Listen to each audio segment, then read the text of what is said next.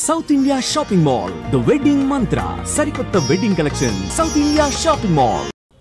అలాగే ఆడవాళ్ళు చేసినప్పుడు మగవాళ్ళు కూడా చేయొచ్చు. ఆడవాళ్ళు పిల్లల్ని కంటున్నారు, మగవాళ్ళు కూడా కనొచ్చు. ఎందుకు కనకూడదు అన్నావు అనుకో, నువ్వు కను ఎవడొద్దన్నాడు? దేవుడు కొన్ని పెట్టాడు బాబు మనకి. నువ్వు ఇది చేయి, నువ్వు ఇది చేయని ఎందుకు పెట్టాడు? ఎద్దుని పొలంలో కడతాం, ఆవుని ఇంట్లో లక్ష్మీదేవిలా చూసుకుంటాం. ఎందుకు చూసుకుంటాం? ఎద్దుని ఇంట్లో పెట్టుకుని పేడ వేయించుకుని ఆవుని దున్నించవచ్చు కదా చేను. ఎందుకు ప్రకృతి ధర్మాలు ఎందుకు వచ్చాయి?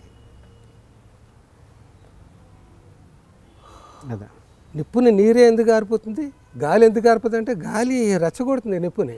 దేని ధర్మం దాన్ని పాటించాలి. వడ్రంగి అయిన కొండలు ఎందుకు చేయడంటే, కొండలు చేయి, కొండలు చేస్తే నేను కొమ్మరి అంటాం, వడ్రంగి పని చేయి నువ్వు వడ్రంగి అంటాం. ఎవరి పని వాళ్ళు చేయాలి కదా. సో అన్నీ అందరూ చేయలేరు. అయిపోయింది, నేను చంపేస్తారు ఆడవాళ్ళు అందరు. నన్ను అంత దుమారం అయిపోతుంది, ఫేస్బుక్ దుమారం అంత లేదు. కానీ నాకు చిన్న సౌలభ్యం ఉంది, నన్ను పాజిటివ్గానే ట్రై చేస్తారు చూసుకోవడం. కొందరు ఉంటారు రెవల్యూషనరీగా, ఆడవాళ్ళు కొందరు రెచ్చుతారు. ఇప్పుడు నా ఫేస్బుక్లో 30,000 మంది ఉన్నారు, రెచ్చుతారు అందులో కొందరు. ఏం కాదంటావు, నేను డౌన్ అవ్వకుండా డౌన్ అవ్వకుండా నువ్వు ఊరికే నన్ను ఏమీ కాదు చూడండి. నాకు ఎన్నాళ్ళు కష్టపడి సంపాదించుకునేది. ఇబ్బంది ఉందా చెప్పు. ఆడవాళ్ళు అంటున్నాను, అది ఇంకా రెచ్చగొడుతున్నాడు అంటే మీ దృష్టిలో ఆడవాళ్ళు తక్కువ అంటే అన్నారు పాపం. ఎంత అడు చెప్తూనే ఉన్నాడు, రెచ్చిపోయాడు వాడు. మందు తాగి వచ్చేసి ఉంటాడు వాడు. వీలవుతే షార్ట్ ఒకటి క్లోజ్ షార్ట్ ఒకటి మందు బాటలు తీసేసి అదే వీడియో ఎంత రన్ అవుతుంది. ఈ ట్రిక్కులు కూడా ఉంటాయి. 1 minute ఆఫ్ అని చెప్పి అది రికార్డ్ అయిపోతుంది. చెప్పండి. అమ్మా అయ్యా, నేను ఆడైనా మగైనా ఈ సమాజంలో ఒక ప్రాణిని. నేను ఇంటర్వ్యూ పొద్దున్న మొదలుపెట్టినప్పుడు స్టార్టింగ్లో చెప్పాను, నన్ను చూసి ఆడవకరా అనేది నాకు రోత కలిగించే క్యాప్షను. అందరూ బాగుండాలి, అందులో నేను ఉండాలనేది నాకు అల్టిమేట్ బాగా ఇష్టమైన క్యాప్షన్ అని చెప్పాను. ఇప్పుడు కాదు ఎప్పుడు కూడా ఆ రెండు ఉదాహరిస్తాను నేను.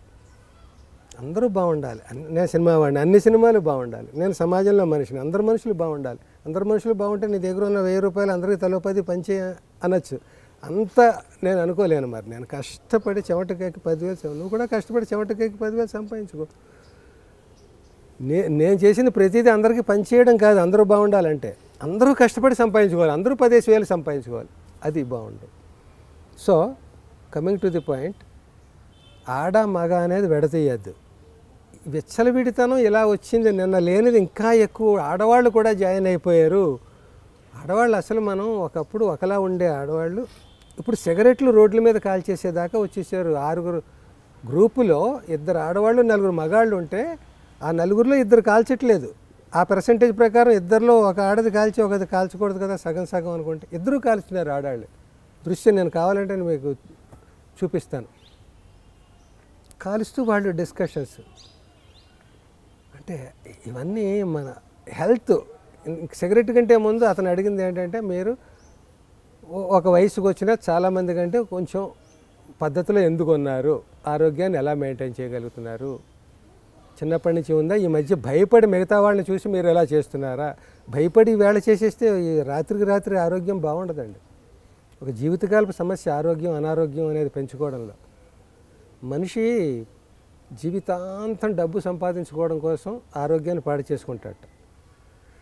ఆ జీవిత చర్మాంకంలో ఆ వైద్యాన్ని, అనారోగ్యాన్ని బాగు చేసుకోవడం కోసం ఈ సంపాదించిన డబ్బు అంతా ఖర్చు పెడతాట. అది మీకు అందరికీ తెలుసున్నది, అది నేను సృష్టించేది కాదు, అది ఫ్యాక్ట్. అది అలా చేస్తున్నాం మనం. అందుకని అనారోగ్యాన్ని మనం ఇన్వైట్ చేయగలం తప్ప ఎగ్జిట్ చేయలేం. లోపలికి వేసి కుర్చీ వేసి కూర్చోపెట్టగలం, కాళ్ళు చాచుకు పడుకుంటుంది అది, దాన్ని బయటకు కూర్చోపెట్టలేం. ఇంకా బయటకు పెట్టడం మాట అటు నుంచి. ఎందుకు మీ పొట్టను తగ్గించుకోండి, చూద్దాం ఎంతమంది తగ్గించుకుంటారు. చాలా కష్టం అది. 6 ప్యాకులు 7 ప్యాకులు చేస్తే లొంగుతుందేమో, కానీ ఈ వాకింగ్లు వాటిని నేను అబ్జర్వ్ చేస్తుంటాను. వాళ్ళు కొంచెం హెల్దీగా ఉంటారు ఓకే, కానీ పొట్ట తగ్గడాలు అవి నేను ఎక్కువ మందిని చూడలేదు. ఆల్రెడీ పొట్టుండి వాకింగ్ చేసిన వాళ్ళు నేను అబ్జర్వ్ చేసింది ఏంటంటే, మనం వాకింగ్ చేస్తున్నాం కదా, ఇంకో ముద్ద తిను, మనకి అంటారు డైజెస్టింగ్ పవర్ పెరిగింది మనకి, రేపు ఇంకో కిలోమీటర్ నడుద్దాం. అలాగే షుగర్ వస్తుంది,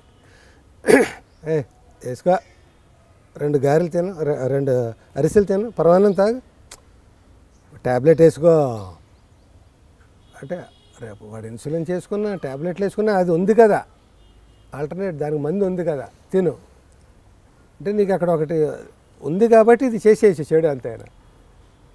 దేవుడికి దండం పెట్టేసుకుంది కానీ తన్ను అన్ని అది అలా ఉందన్నమాట. సో దానివల్ల నష్టపోయేది ఏంటి, అనారోగ్యం ఈజీగా వస్తుంది, చాలా జీవిత సమస్యగా బయటకు వెళ్తుంది. ముందు నుంచి ఒక అవేర్నెస్ ఉంటే తప్ప అది బయటకు వెళ్ళదు. ఇప్పుడు మనం ఆడ మగ అనేది దయచేసి ఇద్దరు ఒకటే, 2 కలిస్తే దండం పెట్టుకుని పాయింట్కి వద్దాం. ఆరోగ్యం గురించి మన సమస్య, ఆరోగ్యం యూత్ లెవెల్ నుంచి చెడిపోతుందని నేను చెప్పదలుచుకున్నాను. అది నేను ముఖ్యదంటే ఇలా చూపించినట్టుగా ప్రపంచం అంతా మాట్లాడి ఇక్కడికి వస్తున్నాను. యూత్లో ఇందాక చెప్పానే 10 మందిలో ఇదివరకు ఒకటి సిగరెట్ కాల్చుంటే ఆడు సిగరెట్ కాలుస్తాట అనే రోజులు, ఇప్పుడు కాల్చకపోతే ఆడు సిగరెట్ కాల్చట అనే రోజులు. అలా వద్దు. 90 ఎందుకు కాల్చాలి సిగరెట్టు? భయం లేకపోవడం, వెచ్చలబిడితనం లేకపోవడం, పెద్దల మాట వినకపోవడం, అసలు వాళ్ళ ముందే కాలుస్తున్నారు. తండ్రి కొడుకు మందు కొట్టే సాంప్రదాయం మనకు ఉంది, కొత్తగా పాతదేం కాదు, ఇప్పుడు అన్ని చోట్ల తాగుతున్నారు. మా సినిమాల్లో కూడా చక్కగా చూపిస్తున్నాం, తండ్రి కొడుకు కూర్చొని మందు కొడతారు. నాన్నని ఒరే అంటాడు కొడుకు, రేపొద్దున్న కొడుకుని తండ్రి ఏమండి అంటాడు, ఏమండి అబ్బాయి గారు అంటాడు, ఏంట్రా నాన్న అంటాడు కొడుకు. పర్వాలేదు, మార్పులు మనం అన్నీ ఇన్వైట్ చేస్తూ వెళ్తాం కదా, అది ఇన్వైట్ చేద్దాం. వెటకారం కాదు, నేను మగవాడిని కాబట్టి ఇంకోలా అనడం కాదు, నేను తండ్రి కొడుకు గురించి మాట్లాడుతున్నాను, కూతురు తండ్రి గురించి కాదు. ఈ వాల్యూస్ అన్నీ మనం కొత్త వాల్యూస్ని మనం ఇంతంత మన టార్గెట్స్ పెంచుకుంటున్నాం కదా, ఎన్నో కనిపెడుతున్నాం, అన్నీ కనిపెడుతున్నాం, కొత్త లగ్జరీస్ కనిపెడుతున్నాం, కొత్త అనారోగ్యాలు కనిపెడుతున్నాం, వాటికి మందుల్ని కొత్తగా కనిపెడుతున్నాం, ఆలస్యంగా అయినా అన్నీ కనిపెడుతున్నాం. మరి మన వాల్యూస్ని పెంపొందించుకో ఎందుకు కనిపెట్టట్లేదు? ఫలానా మిషన్ తోటి రోజు ఇలా రుద్దుకుంటే రోజు తండ్రిని గౌరవించడం వస్తుంది, ఇలా మసాజ్ చేసుకుంటే తల్లికి దండం పెట్టుకోవడం అలవడుతుంది. ఇలాంటివి ఎందుకు నేర్చుకోవట్లేదు? మంచివన్నీ పోగొట్టుకుని చెడు వాటిల కోసం ఎందుకు ఈ ఎక్సర్సైజులన్నీ చేస్తున్నాం? ఒక్క చెడు అలవాటు మనం నేర్చుకోవడం వల్ల ఎన్ని అవస్థలు పడుతున్నాం మనం చుట్టూను. ఎక్కడో హాస్పిటల్లో పడేస్తాడు, ఎంత అవస్థ. అక్కడికి వెళ్తుంటే అసలు భయం వేసేస్తుంది. కార్పొరేట్ హాస్పిటల్కి వెళ్ళామంటే ఏంటి మనిషి జీవితం, ఇదివరకు ఈ హాస్పిటల్ తెలుసా, ఈ రోగాలు తెలుసా, ఈ మందులు ఉన్నాయా అన్నీ అనిపిస్తుంటాయి. ఇవన్నీ చిన్నతనంలోనే నడున్నొప్పి ఎందుకు పెళ్ళి అవ్వకుండా అనేవాడికి, పెళ్ళి కాకుండానే ఆడపిల్లకి ఇంకో జబ్బు ఎందుకు, ఇవన్నీ ఎందుకు వస్తున్నాయి? కంప్యూటర్స్ అవేను, పగలు రాత్రి నైట్ షిఫ్ట్లు, పగలు షిఫ్ట్లు, గంటల తరబడి దాని ముందు ఎలక్ట్రానిక్ ఐటమ్స్, ఇవన్నీ ఉండాలి. ఎక్కడికక్కడ భయం కూడా ఉండాలి. అంటే నేను పుడింగి నేను చెప్పట్లేదు,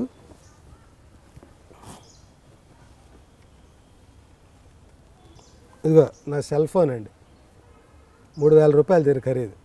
నేను 30,000 పెట్టి కూడా కొనుక్కోగలను. భయం నాకు, ఇది ఎక్కువ వాడితే ఎక్కువ భయపడిపోతాం. ఇది కూడా లేకుండా ల్యాండ్ ఫోన్ వైర్ ఉన్నది వాడదామని కొన్నాళ్ళు ట్రై చేశాను.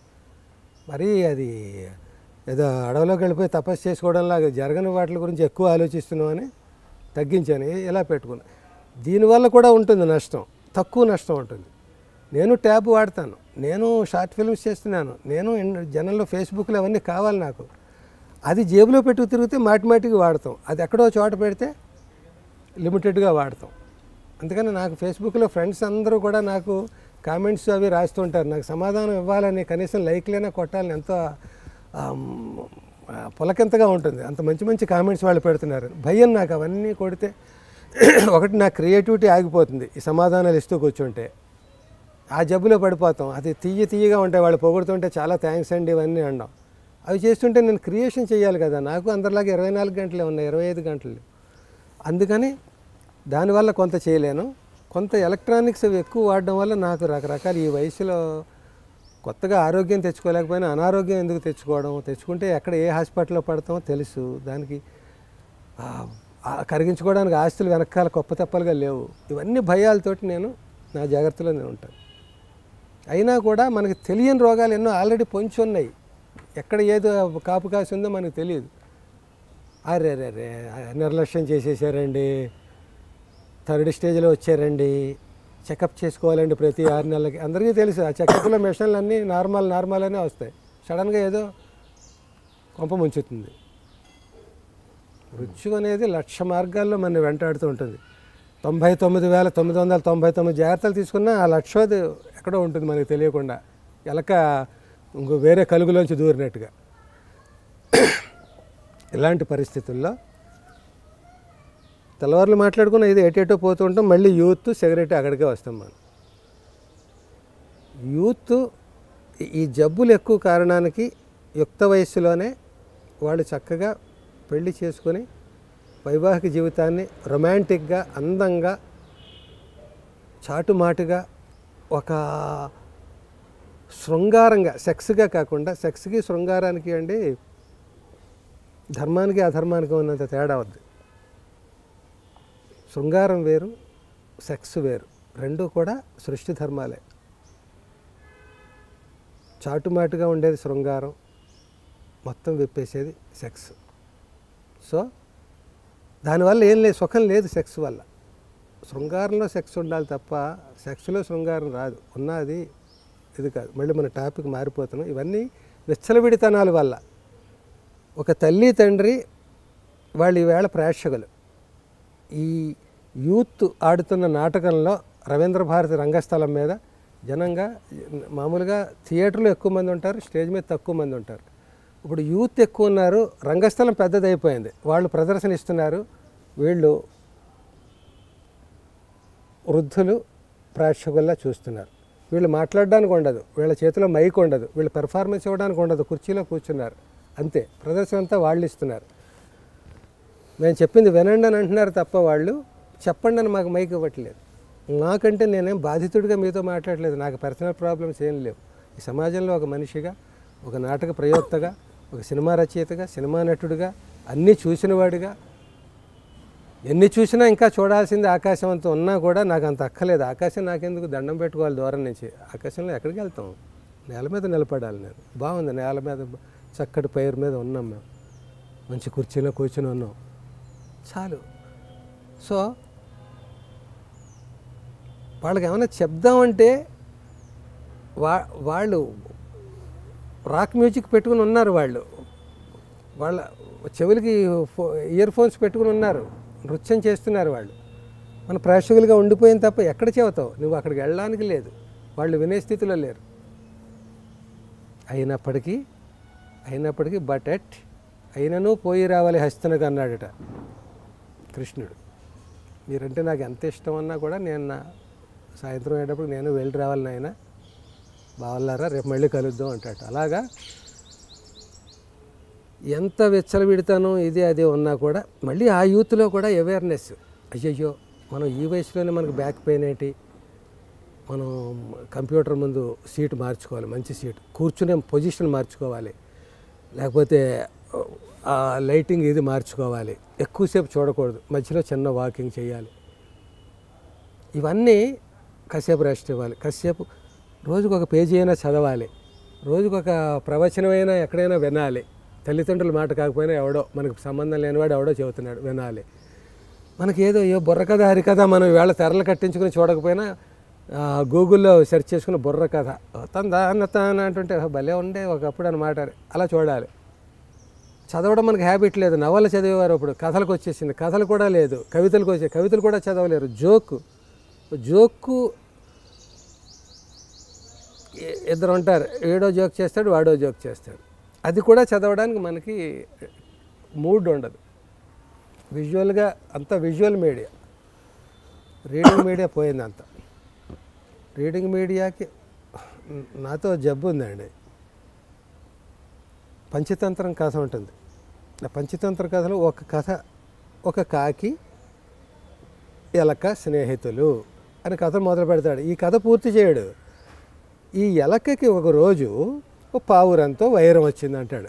ఈ కాకి ఎగిరిపోయింది. మళ్ళీ ఎలక పావురం ఇది కొంత చెప్తూ వచ్చి ఎలకను ఆపేస్తాడు. మళ్ళీ పావురం ఒకరోజు ఏం చేసిందంటే ఓ వేటగాడిని చూసి ఓహో నా మీదకి వస్తావా అంటూ మొదలెట్టింది. అది చెప్పడు. మళ్ళీ ఆ వేటగాడు ఇంటి దగ్గర భార్యా పిల్లలతో ఎలాగైనా ఒక పావురాన్ని తెస్తానన్నాడు. వాడికేమో కూతురు ఎక్కడికో వెళ్ళింది, కొడుకు ఏదో. ఏ కథ పూర్తవుతుంది? అసలు ఎన్ని కథలకు మళ్ళీ వెనక్కి వస్తే ఒక్కొక్క కథ పూర్తవుతుంది. అలాగే నాలో నేను ఒక సబ్జెక్టు పట్టుకుంటే ఇదే టైంలో అనేకం చెప్పాలనో మరి లేకపోతే అవి అలా వస్తాయో కానీ ఒక విషయం చెప్తుంటే ఇంకోటి చెప్పాలని అలా ఉండడంతో డీవియేషన్స్ ఎక్కువ అవుతుంటాయి. కానీ బండగా గుర్తుపెట్టుకున్నాం యూత్ సిగరెట్ అనేది. పెడుతూ కూడా యూత్ అంటే ఒక పెద్ద సముద్రం గురించి లెక్చర్ లాంటిది, ఆకాశం గురించి లెక్చర్ లాంటిది. యూత్ అంటే ఈవేళ యూత్ గురించి ఎంతసేపు చెప్తే అవుతుంది అది? ఎందుకు ఇవన్నీ కెలామిటీస్ జరుగుతున్నాయి? ఈ కెలామిటీస్కి ఎవరు బాధ్యులు? ఎవరు హెల్ప్లెస్? ఎవరు నిందితులు? ఎవరు న్యాయ నిర్ణేతలు? ఎవరైనా చెప్పచ్చు. ఫలానా వాళ్ళు అని ఎవరైనా చెప్పండి. ఎవరు ఇష్టం వచ్చినట్టు వాళ్ళు చర్చా వేదిక పెడితే 100 రకాలు చెప్తారు. ఇది కాబట్టి నేనే మాట్లాడాలి కాబట్టి 100 సమాధానాలు ఒక సమాధానం ఇవ్వగలను. నేను 100 ఇవ్వలేను. నేను ఇచ్చేదే కరెక్ట్ కాదు. ఇంకా 99 కరెక్ట్ సమాధానం.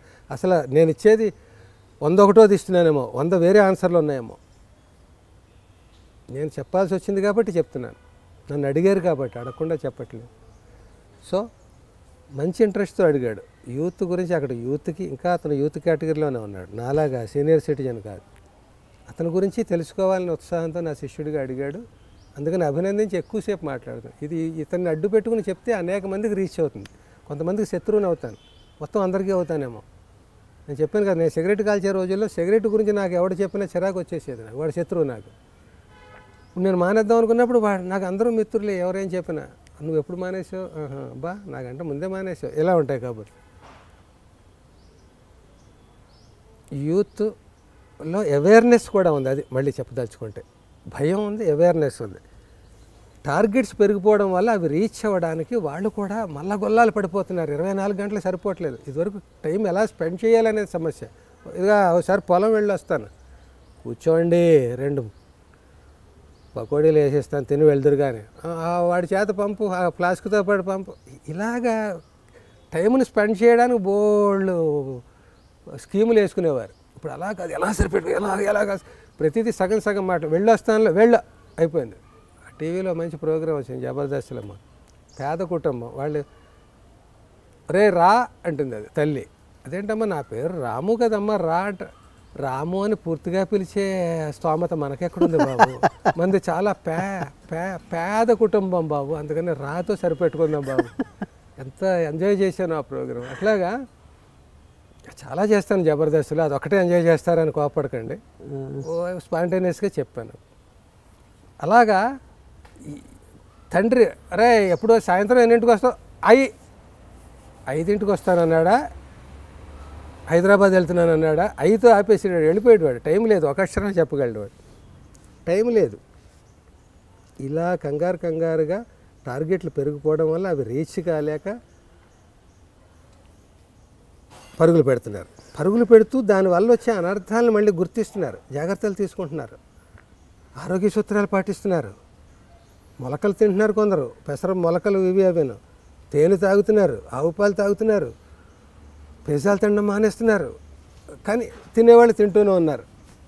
ఎడాపెడా ఈక్వల్గా ఉన్నారు. ఇప్పుడు ఇదివరకు ఆయుర్వేదానికి హోమియోపతికి ఇంత గ్లామర్ లేదు.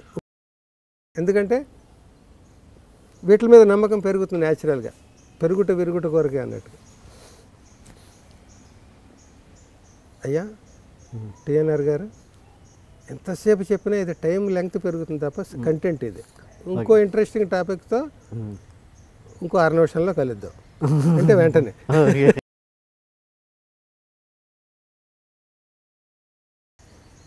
అది అలా జరగదయ్యా. వ్యసనం అనేది ఉందే, నేను చెప్పిన టిప్పు నీకు పనికిరాదు, చెప్పిన రుచిగా ఉండదు. ఇంత వెంటనే నా మీద ఆలోచిస్తారు. నేను చెప్తున్నానంటే వాడు ఎంతవరకు పాటించి మనకి చెప్తున్నాడు అనేది కౌంట్ అవుతుంది. అయ్యో పాపం పోని వాడు చెప్పాడు, వాడికి చెప్పే అధికారం లేదు, అయినా చెప్పాడు.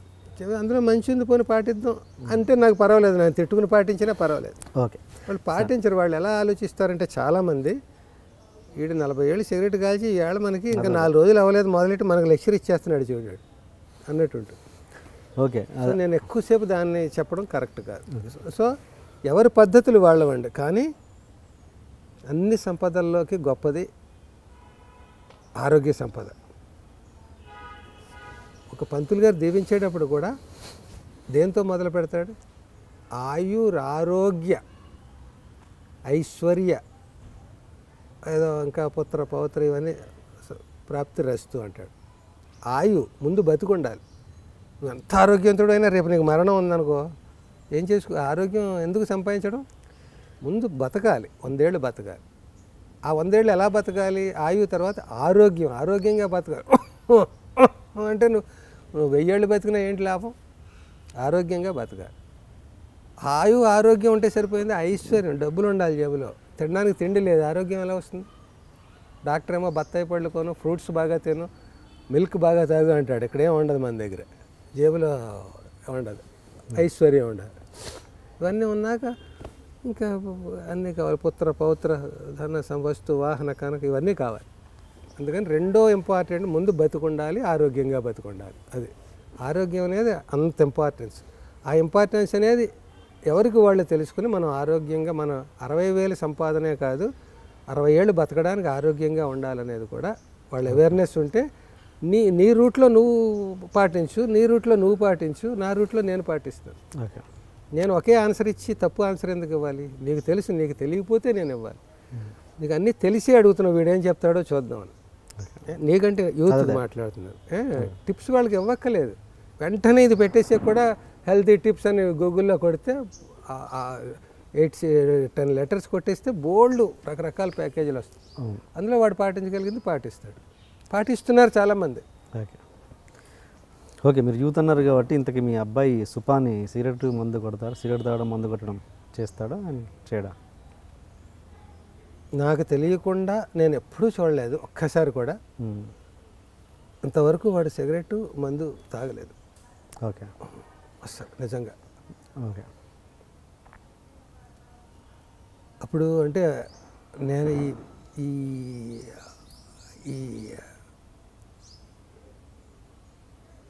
ఈ ఇంటర్వ్యూ అడ్డు పెట్టుకుని మా పిల్లల్ని పొగడ్డం నా టార్గెట్ కాదు. కానీ నేను ఎంత అదృష్టవంతుండంటే నా చిన్న కుటుంబం, నాకు సానుకూలమైన కుటుంబం. చాలామంది సినిమా వాళ్ళు పాకెట్ ఎక్స్పెన్సెస్ అని, కారు కొని అని, ఇది కొని అని, నీకేం తెలుసు, అది నేను పెత్తనం చూస్తాను, ఇవన్నీ వాళ్ళు గ్రిప్లోకి తెచ్చుకుని డామినేట్ చేసి తండ్రిని చులకనగా నీకేం చేత కాదు, నువ్వేం తెలియదు, నువ్వు 3 పెగ్గలు ఎందుకు తాగుతున్నావు, ఒక పెగ్గ తగ్గించే అని సలహా ఇస్తున్నట్టు ఇచ్చి వాడు 2 లక్షలు పాకెట్ మనీ పట్టుకుపోతాడు, ఏదో చేస్తాడు. వీడు 4 పెగ్గలు తాగుతాడు. ఇలా రకరకాల అనేక ఉన్నాయి. నేను ఇన్ జనరల్గా చెప్పట్లేదు, కొందరు అలా కొందరు ఇలా రకరకాలుగా. ఇక్కడ విచ్చలవిడి సినిమా ఫీల్డ్లో కూడా కొంత ఉంటుంది, గ్లామర్ ఫీల్డ్. ఇక్కడ కూడా పిల్లలు ఎలా పెరుగుతున్నారు తల్లిదండ్రులు చూడలేరు. ఎందుకంటే తల్లి మాట వినరు. తండ్రి వాడి ఇప్పుడు యూత్ ఈవేళ ఎలా ఎన్ని టార్గెట్లతో ఉన్నారో వీడి టార్గెట్లతో వీడు ఉంటాడు. వేషం ఉంటే 2 వేషాలు ఎలా చేయాలి, వేషం లేకపోతే ఎలా గడపాలి, వీడి టెన్షన్స్ వీడు. ఈ ఫీల్డ్లో వచ్చి పడ్డాం, అందరూ స్టేట్మెంట్లు ఇస్తూ ఉంటారు, నాకు ఈ సినిమా వృత్తి తప్ప ఇంకో వృత్తి తెలియదు నాకు. ఎందుకు తెలియదు? నీకు ఫస్ట్ పాకడం తెలియదు, పాకేవా లేదా? పాకేకి నిలబడ్డం తెలియదు, నిలబడ్డావా లేదా? నాకు తెలియదు అనేది ఏం లేదు. పెళ్లి చేసుకున్నావు, పిల్లలకి అంటున్నావు, అన్నీ చేస్తున్నావు, నీకు తెలియదు ఏముంది? తెలియనివే అన్నీ తెలుసుకుని చేస్తున్నావు కదా. సినిమా ఫీల్డ్లో ఉండి నాకు తెలియదు, ఇది తప్ప ఇంకోలా బతకలేననే స్టేట్మెంట్ నేను నమ్మను. అది కానీ ఇంకోటి తెలియదంటే ఇంకోటి చేయడం నీకు ఇష్టం లేదు. ఇప్పుడు నేను సపోజ్ నేను హోటల్ పెట్టుకోగలను, నేను ఎలా ఆలోచిస్తాను? అక్కడ అందరూ వచ్చారే ఎల్బీ శ్రీరామ్ హోటల్ పెట్టుకున్నాడు రా, బజ్జీలు అమ్ముకుంటున్నాడు అనుకుంటారు, చిన్నతనంగా ఉంటుందని పెట్టను తప్ప నాకు చేత కదా బజ్జీలు హోటల్ పెట్టడం చేత కదా. పెడితే నామోషియా? నేను షార్ట్ ఫిల్మ్స్ ఎందుకు చేసినా, 400 సినిమాలు చేసి అవి చేసి ఇవన్నీ చేసి చిన్న 20,000 మంది 30,000 మంది చేసి డబ్బులు ఎదురిచ్చి ఎందుకు చేస్తున్నాను? నాకు కూడా చేత కాదు అంటే ఎందుకు చేస్తాను? నేర్చుకుని చేస్తున్నాను. నష్టపోతున్నాను, లాభం రాదు, నష్టపోతున్నాను. ఎందుకు చేస్తున్నాను? నాకు అది కళ ఇది కళ, ఎవడో రోజు తెల్లారు లేచి వాడు పిలిచాడా వీడు పిలిచాడా, ఈ సినిమాలో ఉన్నాం ఆ సినిమాలో, ఈ లెక్కలన్నీ ఎందుకు? అసంతృప్తులు వెతుక్కుంటూ వెళ్ళడం ఎందుకు?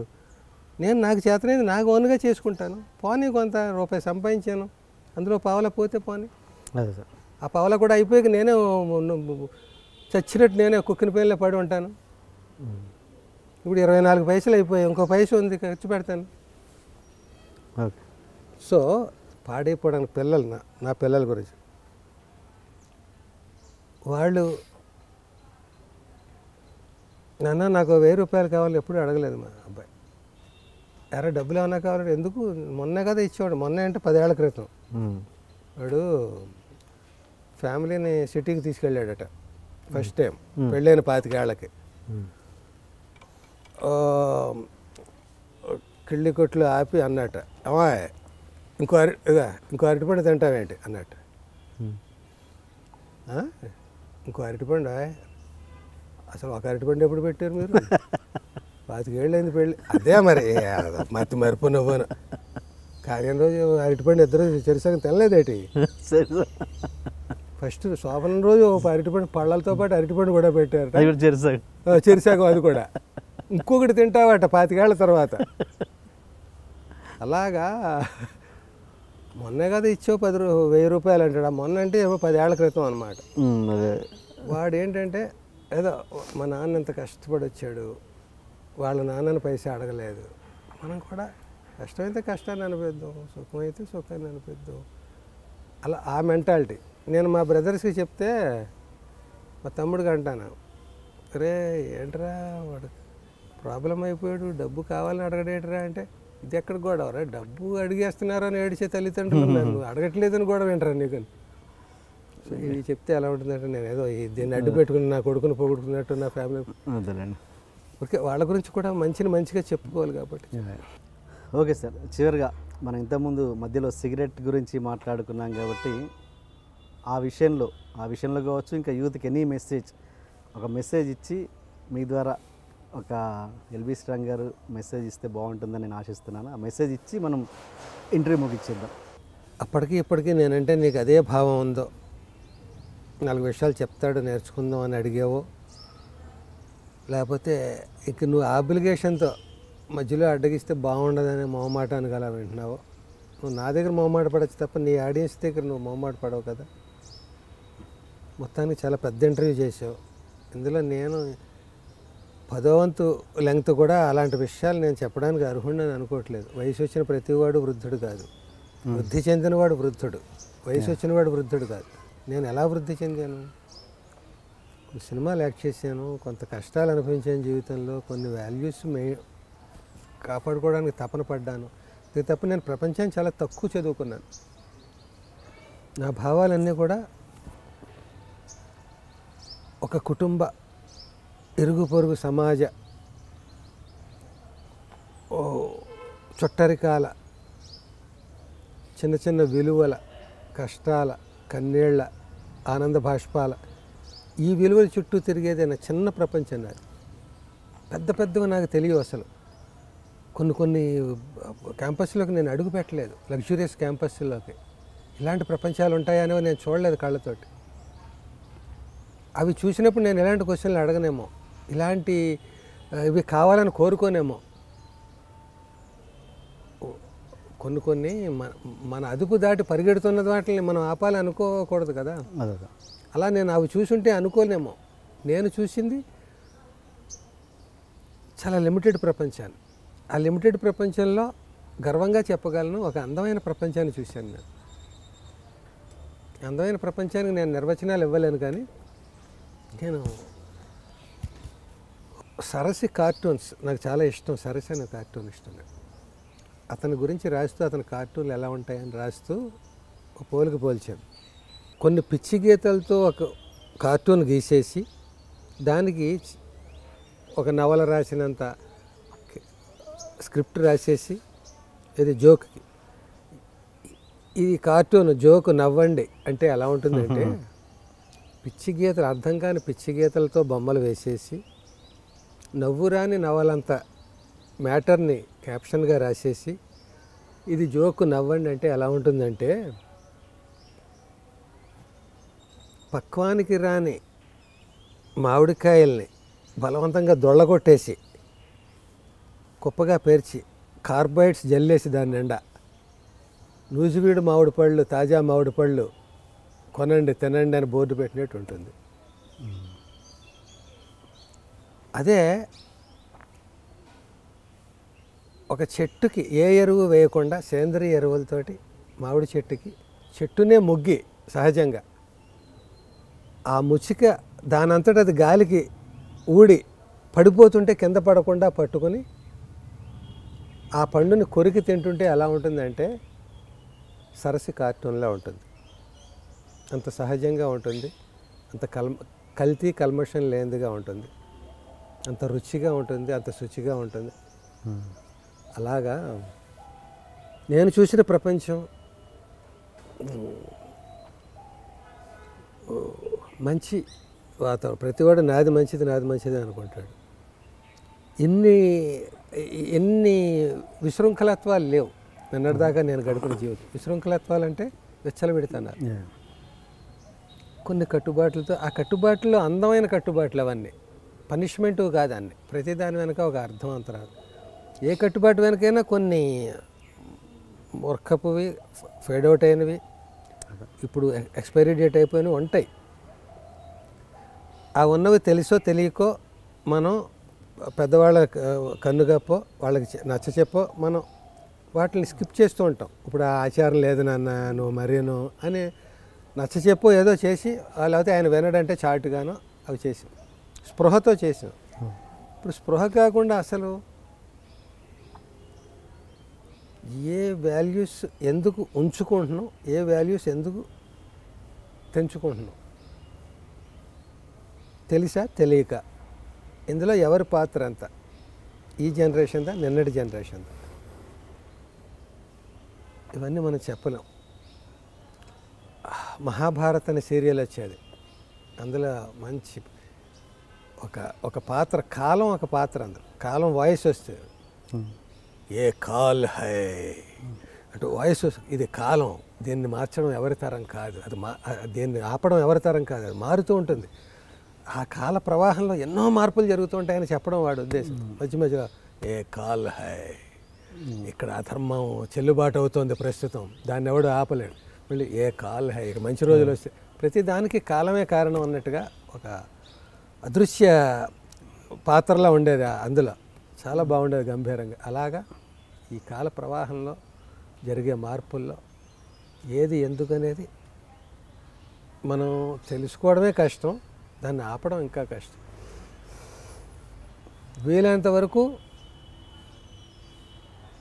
ఎవరికి వాళ్ళు అవేర్నెస్తో ఉండడం.